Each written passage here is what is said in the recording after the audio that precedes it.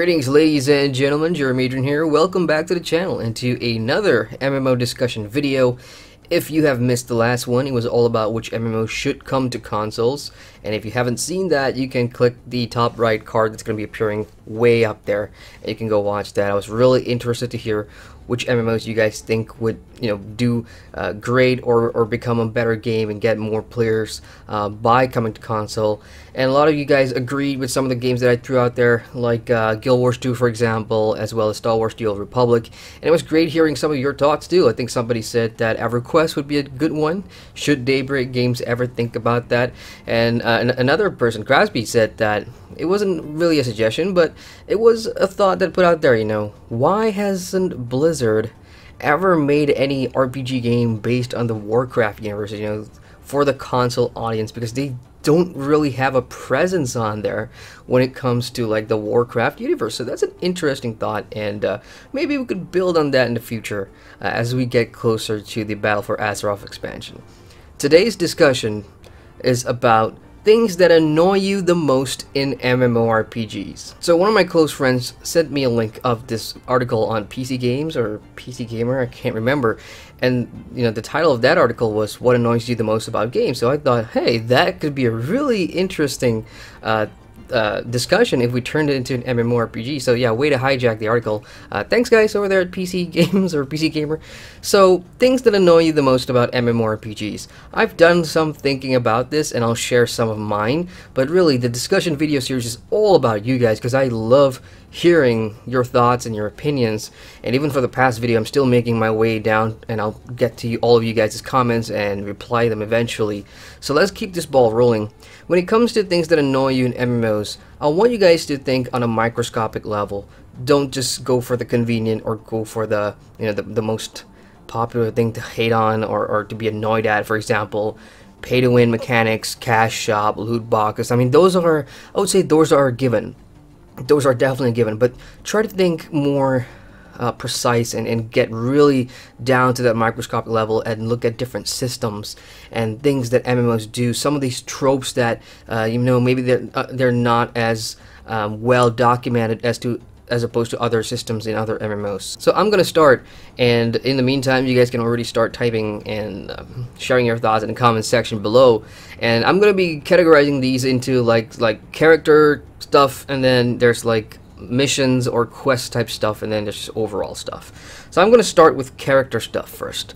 And the first thing that annoys me about MMOs is usually the lack of character creator depth. And saying this could be a little weird too, because not every MMORPG out there is going to have the same level of depth to their character creators. I mean, in some games you can play with a multitude of sliders, and you just about tailor-make your character to your exact specifications. Think of games, I don't know, BDO, that kind of thing, where you can individually just morph parts of your body and face. And then there are other games out there that you just cannot do anything to your body in any shape or form. So those are the things that annoy me the most. That part of the MMO side where you have a character creator, but really you should just name it the face creator, because that's all you're able to do. And one of the things about MMOs too is that a large majority of them, do not reflect today's society in terms of being representative. I'm not sure if that's the right word. So really what I'm trying to say is you can't make yourself, I mean, if you are wide or short and wide or tall and wide, or you cannot be as reflective of what today looks like in an MMO. And I'm not talking about color, I'm just talking about body shapes. It seems that MMOs today, a large majority of them, again, wants you to play as this heroic set template character with the perfect body and everything. And honestly, because that's what we are so used to, or that's what I am so used to, I don't generally complain or voice out, or that usually doesn't make it into the cons section or the negative section of my MMO reviews, because that has been the groundwork, that has been a staple in MMOs for the longest time. But when you look at it from a deeper perspective, that is sort of missing too. And I would love to see more MMOs have their character creator be as realistic as possible in that regard, because not everybody wants to play as the perfect specimen, the perfect hero body, which honestly, if we were to talk about this in real life, I think a lot of people would be okay with that. I really do, because sometimes when you're all about this heroic character body thing, it's nice because that's not necessarily something that you have in real life. Me, for example, I'm not built like any of my MMO characters, but I'll still take it because that is my virtual avatar. That thing on the screen represents me, and I'm used to it. I'm attached to it. But I would really love to see more options to customize the body to reflect who we are in real life or whatever. Right? It's a long shot, but that's it's a minor thing that annoys me, but still, it's what the discussion is for, things that annoy you. Second thing about character is that, when you go and achieve some stuff out in the world, and the in-game world and the population and the NPCs sort of react to you based on what you've achieved in either the storyline or through some of these zones and everything.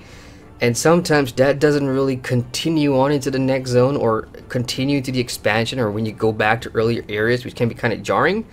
To give you some examples, a couple of games that do this, for example, the whole thing where the world changes based on what your character has done. Elder Scrolls Online, for example. Whenever you finish a chain, or when you're questing in one of your factions in town, and let's say you get rid of the werewolf threat, and you go back to town, and you hear the NPCs talking to each other like, oh, there's the hero who saved this, and oh, the king's now free from this vampire threat and everything. That's awesome. That's amazing, because the world is reacting to what you, the player's character, has done, and I really love that. And then when you go to the next zone, it kind of disappears, like, oh, okay, not exactly for ESO, because some of these story chains and your achievements do precede you. They do travel ahead. It's like, oh, you're the guy from so and so that's done this.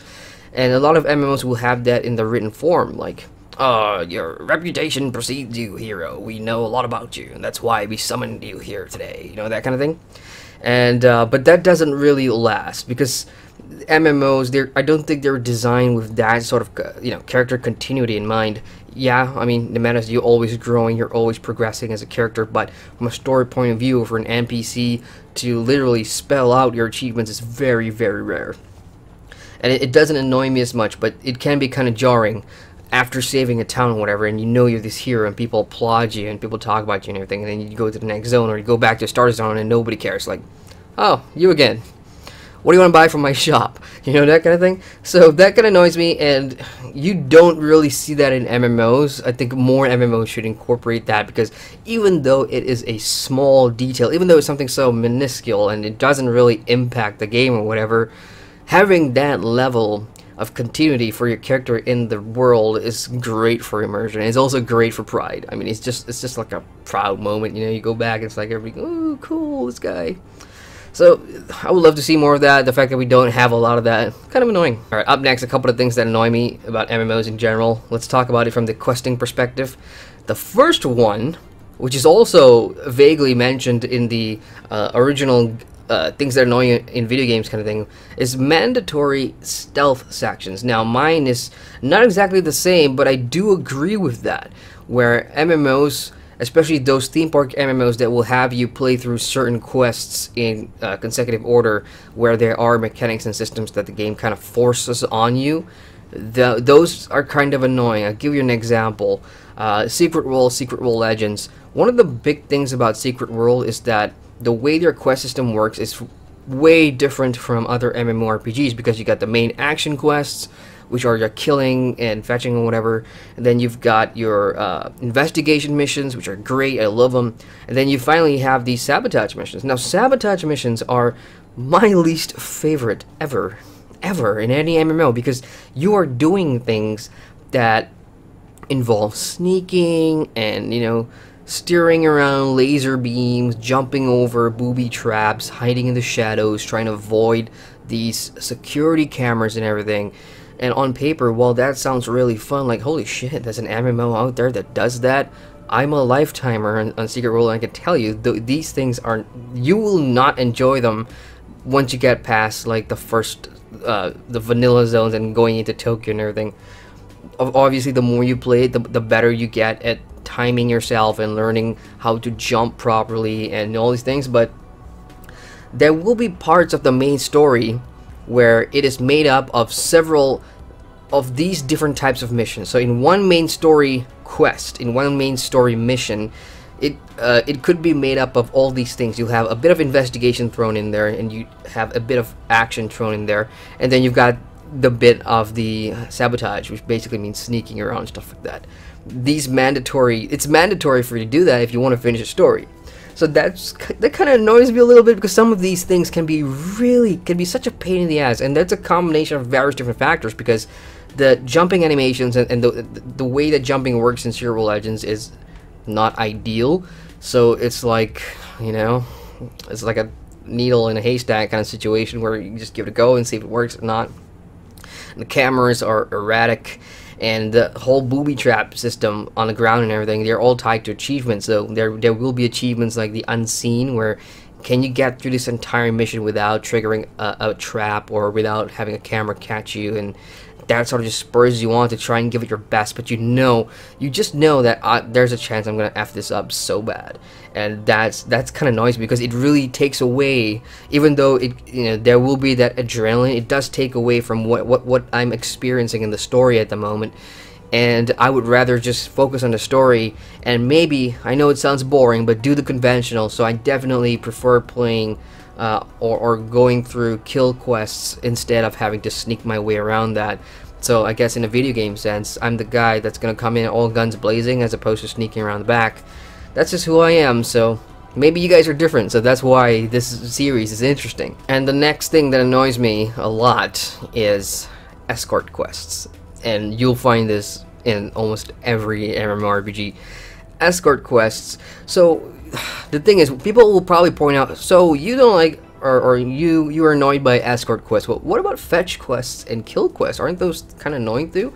As I said at the top of the video, you know, think of it on a microscopic level. Look, fetch and kill quests are always going to be there, and these are the types of quests that really it's the way that the theme park MMO kind of started and molded into what it is today. So these are bread and butter quests that I don't think will ever change, even though some games have tried to be smart about it. For example, again, those two games, you got Elder Scrolls Online, you got Guild Wars 2.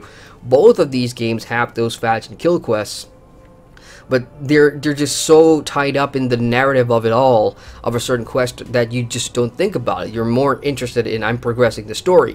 And when it comes to the objectives, it's not going to tell you, go kill 10 werewolves. You know, you might see, like, collect 4 orbs or whatever in ESO, but that's really, really rare. On the Guild Wars 2 side of things, you don't have those objectives clearly spit out in your face too, you know. So I think, based on that and the way that games are going, and the fact that you cannot change fetch and kill quests anyway, is kind of why I don't pick them. They're always going to be there. Escort quests, on the other hand, are things that whenever I know there's an escort quest in the next section or something like that, I just go, oh god. Because the thing is, with fetch and kill quests, you know, you can pick them up and you can go do them, and you know the experience is pretty much going to be a little different. I don't know. I mean, you go to one area, you kill things, and if that area is populated, you go to another area. Or when it comes to escort quests, they're just scripted in a way that it's so predictable. You already know what's going to happen. So poor Boohoo here needs an escort from point A to point B, and you know, in that journey, there's going to be like 3 waves of mobs coming out of the forest or whatever to try and attack you and kill you.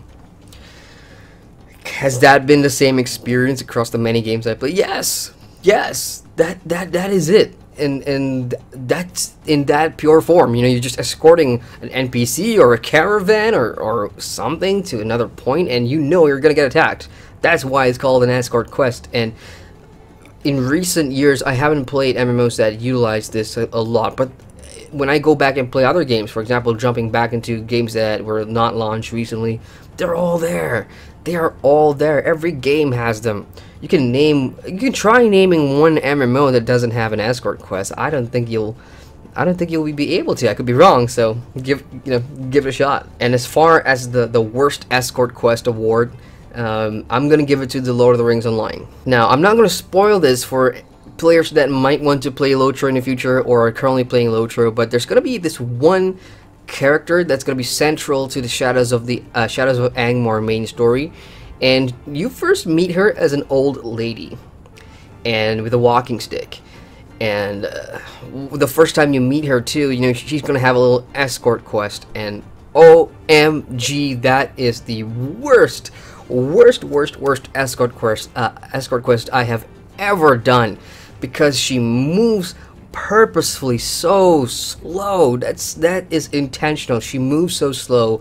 You'd always be faster than her, and you'd be waiting at the next intersection for her to come to you. And I'm making it sound like we're crossing from like Rohan to Minas Tirith. We're not. This is in a cave. This is in one small cave, and you're escorting this old lady to the entrance, and that in itself takes 15 minutes. I am not kidding you. For those of you that play Lord of the Rings Online, you know exactly what I'm talking about, but for those of you who don't, you may want to look it up. I'm not going to spoil the name and everything for you. You have to go and experience it, or you got to go look it up. But they have, in my opinion, the worst escort quest ever that I've ever played. And now we get to the final one. This is a close tie between two of these things that I have on the list, but I'm going to go with forced grouping. Again, it may sound weird coming from me, forced grouping. MMORPGs are meant to be social and meant to be played together, and you know, there's other players online on persistent worlds, and if you hate grouping, why are you even playing MMOs? I don't have a problem with grouping. Again, it's in the full sentence. I have a problem, or I'm annoyed with forced grouping. I don't mind doing it when there's absolutely no alternative, because it's forced. Otherwise, I would really like to, you know, experience things in a smaller group or solo. Not a lot of games do this. I think the more traditional type has always had an option there. For example, I was playing Rift a lot, obviously, over the past month. You guys know that for the review, and there'll be certain sections at the final zones, at the level 50 zones, where a lot of the quests, especially some of these story quests, will require a raid to do it. Now, it's not mandatory if you want to finish the story and you want to get that done, but in the very least, you can just bring half a raid. You can just get 6 people instead of the full 12 people to go and clear that elite mob area and, you know, get the story done. Other parts of other games will have that as well, grouping. You know, some quests requires more than 2 to 3 people, and the great thing about some of these MMOs is that you can just hit the social panel and look for fellow players that are on the same quest and do that. So when the tools are given to you for stuff like that, great. The thing that annoys me the most about this is that games there where they don't provide you with the tools to do that, and then they make you force group, so it is kind of like an inconvenience to go out of your way and ask in chat, like, who's on chapter 4.92 or whatever, and I'm stuck here. I cannot progress the story if I don't get a group and do it. That is something that annoys me a lot, or would annoy me if I encountered, because lately I haven't been you know, walled off by group content that way. And look, even the most draconian of games that kind of do this would be, based off memory, Final Fantasy XIV: A Realm Reborn. When I'm making my way through the vanilla content, you know, that main story that they have, a lot of it will go through dungeons. Like, doing all the dungeons in the game, in the early game, is so important for the story and for progress of your character that you don't have a choice. If you don't do this next dungeon, you cannot progress the main story. That's the kind of game that Final Fantasy XIV was.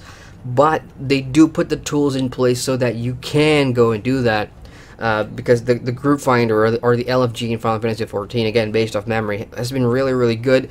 And the way that it works is, you know, players at the higher cap, you know, will need to queue daily to get some of these daily stuff done.